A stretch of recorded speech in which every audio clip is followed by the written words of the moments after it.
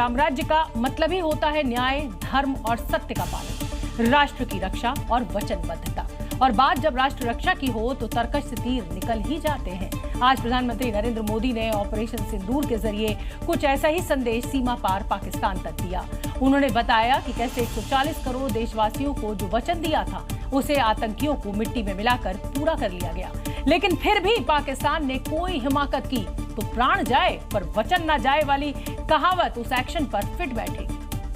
बिहार की धरती पर मैंने कहा था उन्हें कल्पना से भी बड़ी सजा होगी। आज जब मैं बिहार आया हूं तो अपने वचन पूरा करने के बाद आया हूं। सिंदूर की लाज, मातृशक्ति का सम्मान और एक वचन जो पहलगाम आतंकी हमले के बदले में लिया गया था, उसे पूरा करने के बाद पीएम मोदी फिर वीर कुंवर सिंह की धरती पर पहुंचे, जहां से उन्होंने देशवासियों को भरोसा दिया था। और आज एक बार फिर उन्होंने उसी धरती से पाकिस्तान को फिर से खुली चुनौती दी है।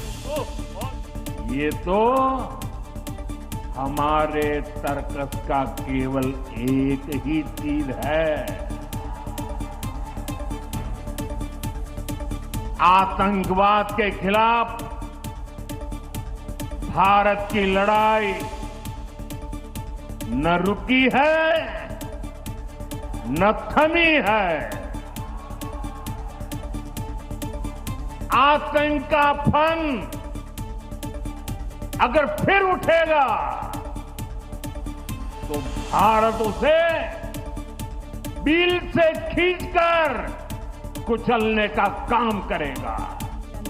पाकिस्तान को याद दिलाया गया है, अभी तो सिर्फ एक ही तीर चला है, बाकी तरकश अभी भरा पड़ा है। यानी सीमा पार बैठे दुश्मनों की सफाई का वक्त आ चुका है।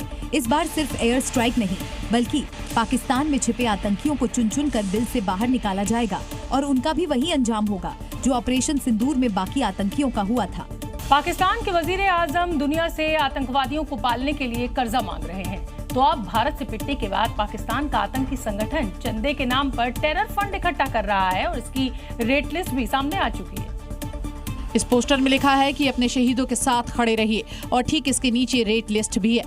2100, 29,000, 34,000, 39,000 ये पैसे आतंकियों की फंडिंग के लिए जुटाए जा रहे हैं। उन आतंकियों के नाम जो भारत के हमले में जहन्नुम पहुंच गए और इस फंडिंग को चैरिटी का नाम दिया गया है।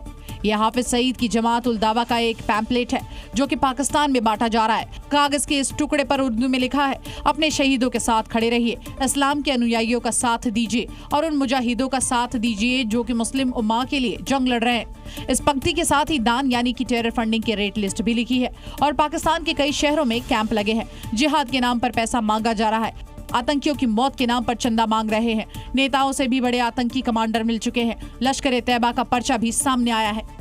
दरअसल टेरर फंडिंग के लिए लश्कर और जैश ने अपनी अलग शाखाएं बना रखी है जो चैरिटी यानी कि दान की आड़ में पैसा जमा करती है। लश्कर-ए-तैयबा की शाखा का नाम है जमात उल दवा और जैश ए मोहम्मद की शाखा का नाम है अल रहमत ट्रस्ट जो कि बकरी ईद से पहले पाकिस्तान में पूरी तरह से सक्रिय है। ऑपरेशन सिंदूर के जरिए भारत ने पहलगाम हमले का बदला लिया। पूरा देश सेना के शौर्य को सलाम कर रहा है, लेकिन दूसरी ओर सेना के शौर्य पर सियासत भी शुरू हो गई है। बीजेपी ने कांग्रेस पर सेना का मनोबल तोड़ने का आरोप लगाया है, तो कांग्रेस कह रही है कि आप ऑपरेशन सिंदूर का इस्तेमाल अपनी राजनीति के लिए कर रहे हैं। बीजेपी नेता संबित पात्र ने न सिर्फ कांग्रेस पर सेना के शौर्य पर सवाल उठाने का आरोप लगाया, बल्कि कांग्रेस को हिंदुस्तान का गब्बर बता दिया। राहुल गांधी पूछते हैं कितने रफाल गिराए, रमेश पूछते हैं कितने रफाल गिराए, रेवंत रेड्डी पूछते हैं बताओ कितने रफाल गिराए। ये जो पाकिस्तान के बब्बर हैं वो हिंदुस्तान के गब्बर हैं।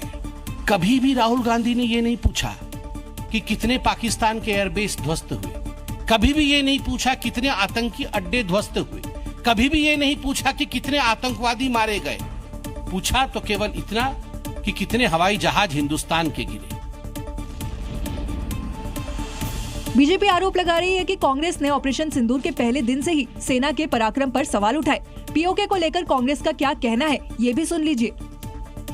जिस दिन राहुल गांधी के हाथों में शक्ति होगी और भारत का निर्णय लेने का अधिकार होगा, उस दिन पाक ऑक्युपाइड कश्मीर भारत माता के नक्शे पर हिंदुस्तान का हिस्सा होगा, ये मेरा विश्वास है, क्योंकि वो एक बहुत ही दृढ़ निश्चयी व्यक्ति है। ऑपरेशन सिंदूर से पहले विपक्षी पार्टियां एकजुट थी, हर परिस्थिति में सरकार के साथ खड़े होने का वादा किया, लेकिन सेना के एक्शन के बाद से कांग्रेस नेताओं के बयानों के बाद वार पलटवार का सिलसिला जारी है। जी न्यूज़।